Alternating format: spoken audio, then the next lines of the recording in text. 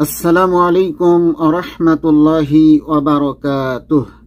আলহামদুলিল্লাহি ওয়াহদাহু ওয়াসসালাতু ওয়াসসালামু আলা মান লা নাবিয়্যা বা'দাহু, আম্মা বা'দ। আউযু বিল্লাহি মিনাশ শাইতানির রাজীম।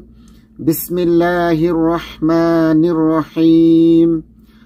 اليوم أكملت لكم دينكم وأتممت عليكم نعمتي ورضيت لكم الإسلام دينا।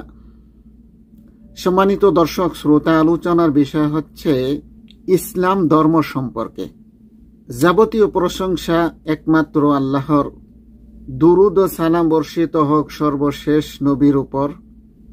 মহান আল্লাহ তাআলা ইরশাদ করেন, আজ আমি তোমাদের জন্য তোমাদের দ্বীনকে পূর্ণাঙ্গ করে দিলাম। তোমাদের প্রতি আমার অবদান সম্পূর্ণ করে দিলাম এবং ইসলামকে তোমাদের জন্য দ্বীন হিসাবে পছন্দ করলাম। সূরা আল মায়েদা আয়াত ৩।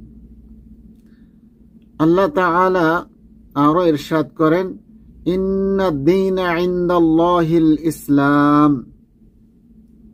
নিঃসন্দেহে আল্লাহর নিকট গ্রহণযোগ্য দিন একমাত্র ইসলাম ধর্ম। সূরা আল ইমরান আয়াত ১৯। মহান আল্লাহ তাআলা আরো বলেন, ওয়ামান ইয়াবতাগি গায়রাল ইসলামি দীনা ফামান ইউকবালা মিনহু ওয়া হুয়া ফিল আখিরাতি মিনাল খাসিরিন। যে লোক ইসলাম ব্যতীত অন্য কোন ধর্ম তালাশ করে, কশ্চিন কালেও তা গ্রহণ করা হবে না এবং আখিরাতে সে হবে ক্ষতিগ্রস্ত। সূরা আল ইমরান আয়াত ৮৫। সম্মানিত দর্শক শ্রোতা, আমরা ইসলাম ধর্ম সম্পর্কে জানলাম।